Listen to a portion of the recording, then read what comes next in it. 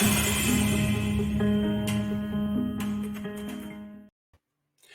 hey, everybody, this is Robert, and welcome to Let's Talk, the podcast about just talking to people and getting to know them, having a conversation. And today I'm very excited to have somebody I've been following for, I don't know, 14, 15 years maybe online. And I've had him on the radio show at least once when I used to do the radio show. And I'm really honored to have him on this program today. Please welcome Crawford Kilian, aka Crof. He is a blogger, he is a journalist, and he is the author of a couple dozen books, I believe. Yeah, And that's about right. about right, yeah. So he keeps very, very busy, very, very, very spry. Hi, Crof. How you doing? I'm doing very well, thanks. Good. Now, what you may not know, and I'm sure what the audience doesn't know, is before I started getting into the website blogging, podcasting, all that, I was following you probably in the mid 2000s, right? And you have a blog, H5N1. Yeah. And this really came out.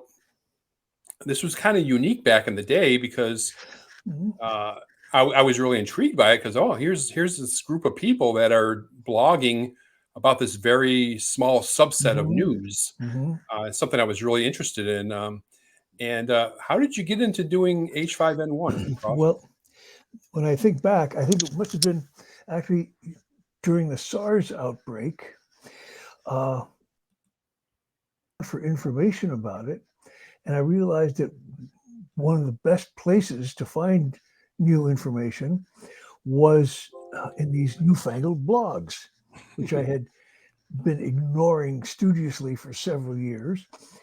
And my gosh, these guys are really on top of it.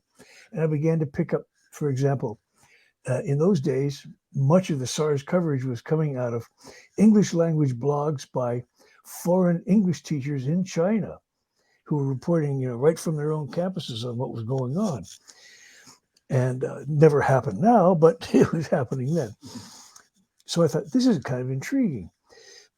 And a year or two later, I thought, this bird flu seems to be getting serious. And more to educate myself than anything else, I thought, well, let's start a blog.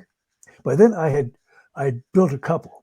I had one about writing for the web and another one about writing fiction and so forth. And I was inflicting class blogs on my students. And all the material is on the blog. Oh, God. And I started kind of pulling information together on H5N1. There were 2 or 3 other blogs, at least, before me. And I was linking to them. And gradually, we began to sort of spread out, become aware of one another, swap information. And something we called Flublogia emerged, which was this very loose network of bloggers, journalists, scientists, and so forth, who were kind of keeping track of this. And it was also a time of the preppers. There were people who were loading their basements with canned goods and weapons against the day when the zombies roamed the streets. No one really knew what a pandemic would be like, but they didn't think it would be very nice. So this went on, and I found, my gosh, that one thing watching pandemics can do is surprise you, because before we knew it, H1N1 came up out of nowhere, and suddenly I was not dealing with bird flu anymore. I was dealing with swine flu.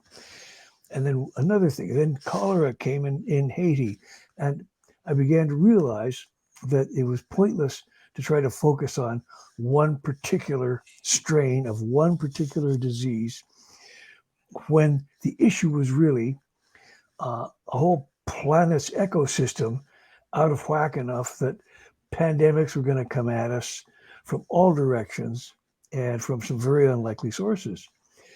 So I kind of realized that this had hijacked my life, and I didn't make a fuss about it too much. And it's the blog has turned into a kind of a clipping service. I can't reach all the good material. Some of it's just too expensive to get to. Some of it's really reserved for, official government health agencies and so forth. But I can find out a lot, and I can find stuff in places that are sometimes useful to know for people who know what they're doing. The people like all the grown-ups, the virologists, the epidemiologists, the serious science journalists like Helen Branswell and Amy Maxman and so forth. So I kind of go scampering around, bringing up these little tidbits of gossip and news of fresh disasters, and sometimes it's helpful. So, and here I am. Yeah, good stuff. Now you mentioned a little bit earlier that you used to introduce us to your students. Yeah. So you were a professor.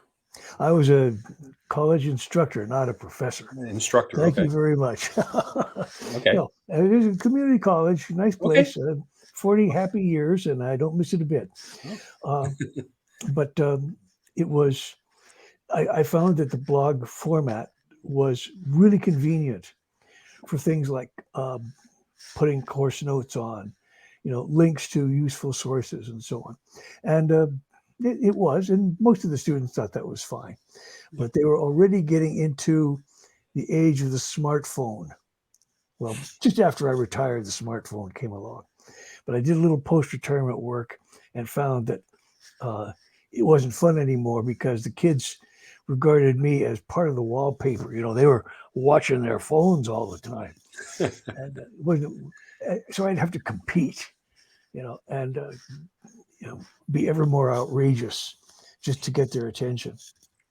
Crof, what did you teach, by the way?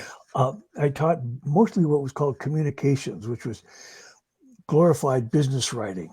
And it ran all the way from how to write a business letter and a resume to how to write the text for a website. Okay. And that was one of the things that I kind of enjoyed about it, was that as our college began to acquire more and more programs of various kinds, the writing needs of these students changed. So we got into what was really, we called it multimedia because we didn't know what else to call it, where the students had to buy their own Macintoshes and drag them to class in a lab and start learning about how to communicate in this medium. So I had to learn how to communicate in that medium too. And I thought it was fascinating. Text on a screen is not the same as text on a sheet of paper. And you read it differently. Suddenly your attention span drops dramatically, and you start looking for little jolts in what you're reading or seeing. And so I ended up really kind of getting into that. Wrote a book about it, went through 3 editions, I guess it was. Yeah. And,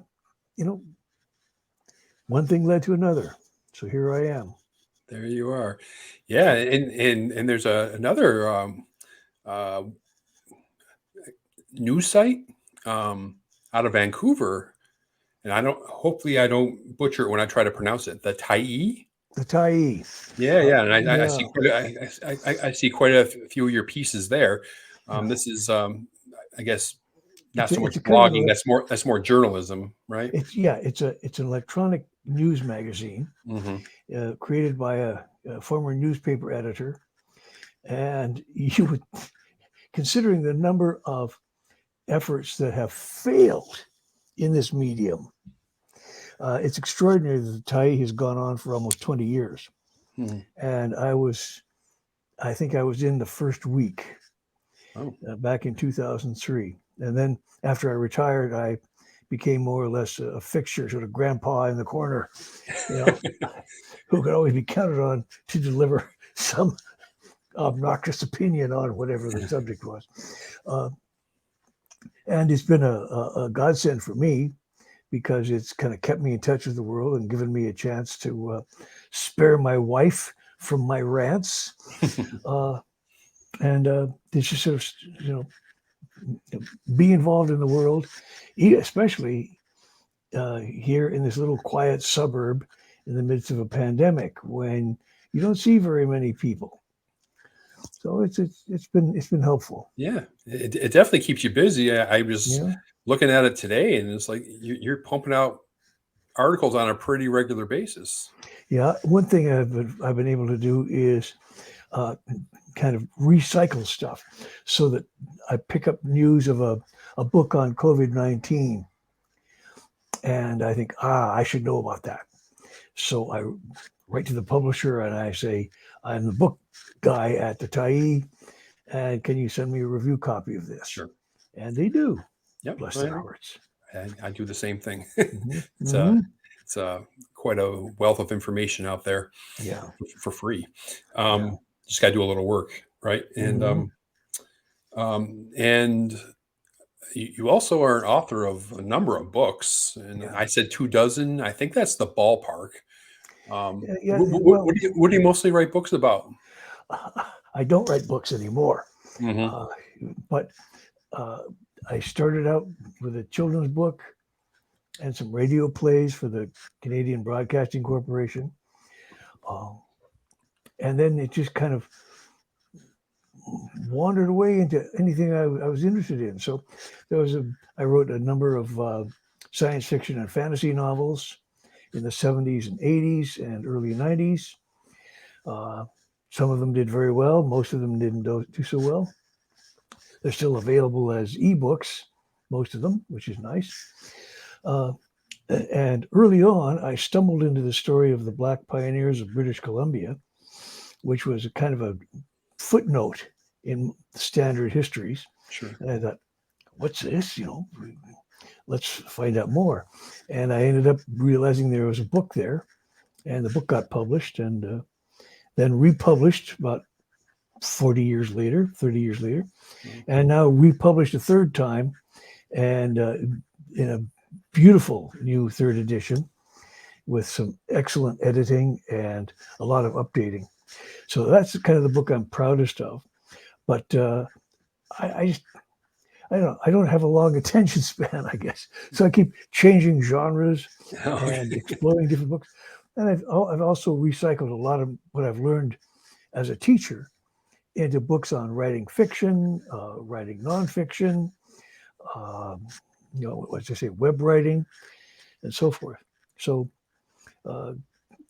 just at the beginning of the pandemic, a young Mexican Canadian author and I kind of collaborated on a new edition of a book of mine on fantasy and science fiction, and that came out, and it was a combination of my knowing the basics of storytelling really well.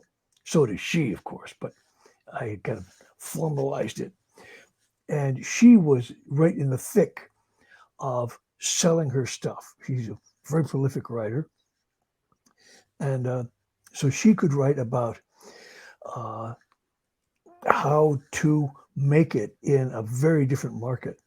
By about 1990, 95, I felt like a newbie again, the way I had in the 1970s.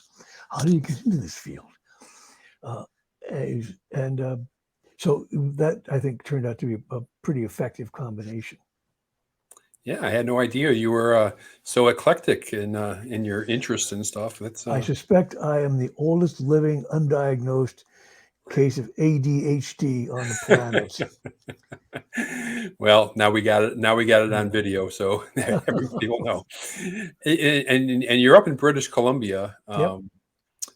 Native? No, actually, I was born in New York City. Oh, okay. And grew up in California and Mexico City, where my father put a TV station on the air. And back to California, back to New York for university, back to California for the Army. And then in the late 60s, I got married. My wife and I were in jobs in the Bay Area that we didn't much enjoy. And we thought, well, let's try something different. And we both lived out of the country as kids. So we thought, let's try Canada. We went up I-5 to Vancouver, liked it, and here we are. Yeah, So never look back, right? uh, ago we look back and say, "Oh boy, were we smart." Yeah. Um, so going to Canada was just more of a adventure at first, and Adventure. Yeah, it was yeah, an adventure. It was a chance to kind of break away. We could see that we could get locked into jobs that we didn't much enjoy, and nevertheless, we'd have to keep them to pay the bills and so on. So it was just a sort of a leap in the dark, and we landed very much on our feet. oh, great, that's great. Yeah, my sister, she lives in Ontario, Hmm. and pretty close to Toronto, and Yeah. definitely a place I love to visit. It's a Hmm. it of all the big cities. And I've been at some big cities: London, Hmm. L.A., Manila, Hmm. Tokyo. I think that's the biggest city. But yeah, Toronto was my favorite big city Hmm. of all. Yeah, it's just Yeah, well, we're not as big as Toronto, but by any means, but we've got some unusual qualities. I live in the northeast corner of um, Vancouver, in on the North Shore, and about maybe a kilometer from here, kilometer and a half, um, the wilderness starts. oh, nice. This is a very tranquil little suburb, and lots of Teslas in the neighborhood and all of that. But you go just a little ways north, and suddenly you're in a very different world. And I've actually figured it out once that if you went due north from where I'm sitting, you would not reach another big city until you went over the pole down into Central Asia, and you would eventually hit Samarkand. And that's how much on the edge we are. Oh my gosh. But it's a fascinating culture. It's a much older culture than most people think of because the indigenous peoples were here, of course, for 15, 20,000 years before us, and in huge numbers. One thing that we're only beginning to understand is that coastal British Columbia itself probably supported a population in, say, the 12th, 13th century of a couple 100,000 people. And they did it without agriculture. They had mariculture. They had these amazing clam gardens, which which were built and designed and built to encourage butter clams to prosper. And when the tide went out, as they say, the table was set, and everyone would go down and stock up on clams. They also had what were called forest gardens, where they simply encouraged certain trees and bushes that produced berries and fruit and nuts to grow. And these went completely unnoticed until recently. So there's a lot of stuff that was going on here that we didn't know about, and it's fascinating just to find out about it. So do you ever still visit the States at all? Not often. Mhm. When was the last time? Oh, we went down to wish my mother-in-law a happy 100th birthday about 3 years ago, Oh, amazing. and she's still with us uh, in Memphis in a very good long-term care facility. Mhm. And of course, we worry about COVID, but she's hanging in there. But we found that it was a kind of a sad experience, and it wasn't helped by the fact that we're getting a little too old for modern air terminals. And I always thought that Heathrow was the worst airport in the world until I saw Newark on that trip. Oh God!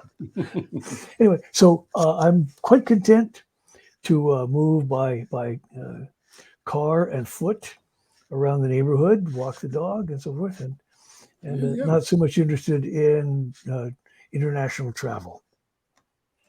So let's who are you following in this infectious disease world right now online? Oh boy, lots of people. Because there are a lot. Yeah, Yeah, yeah, I there are a often lot. say that Flubloja is a small hypochondriac country with a lot of goddesses. and that includes both the scientists like Krutika Kupali and Angie Rasmussen, and the journalists like Helen Braswell and Amy Maxman.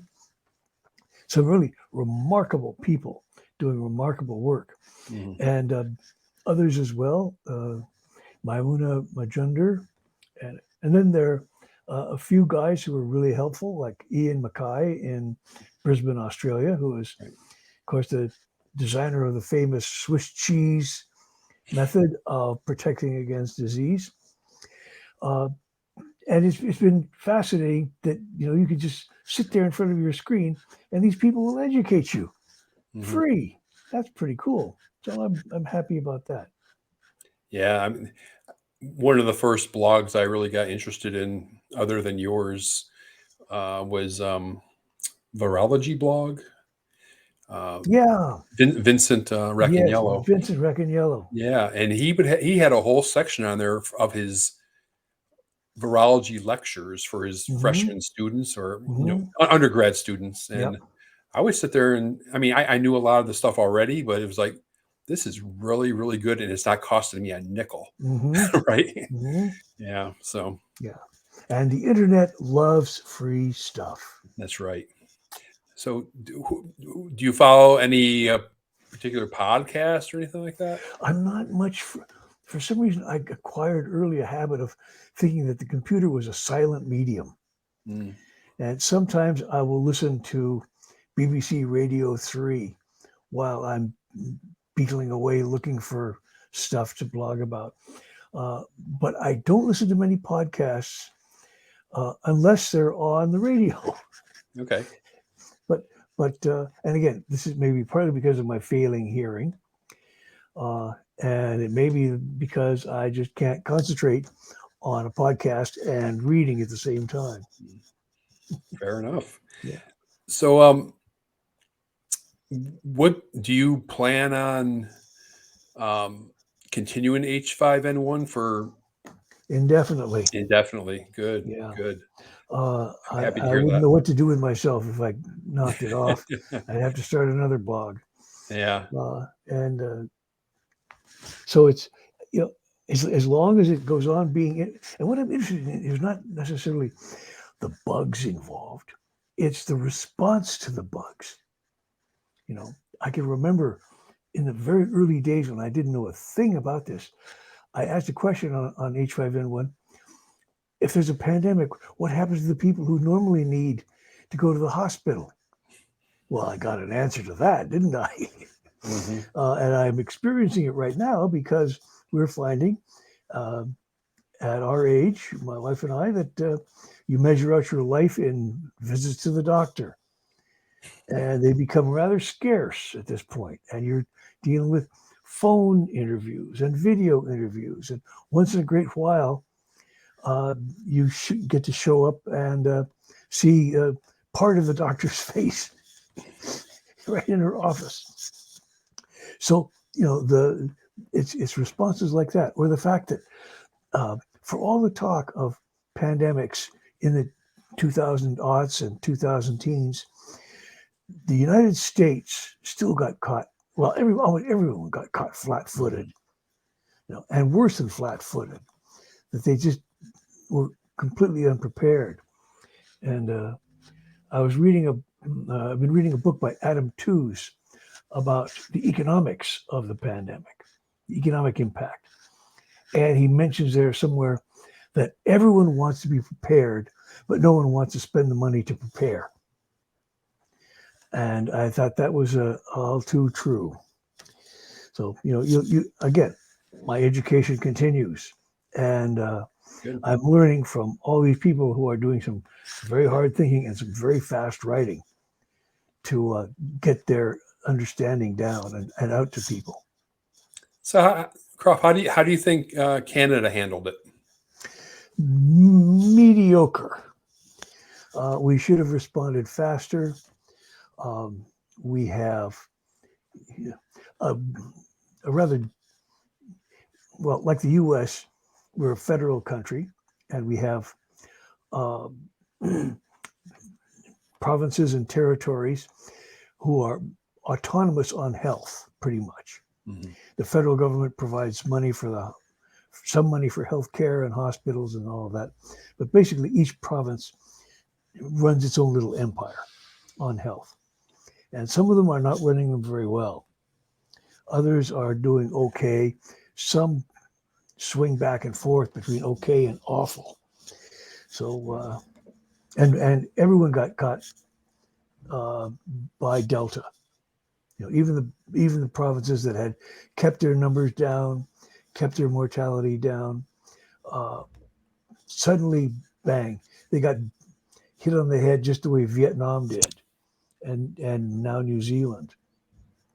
So Yeah. that's kind of that is an issue where, in theory, uh, a single public health care system for the whole country might have helped, but still would have caused a lot of political friction with the provinces, as it has with the states. Although nowhere in Canada is quite as bizarre as say Texas and the other states that are actually forbidding school districts, say, to have mask mandates.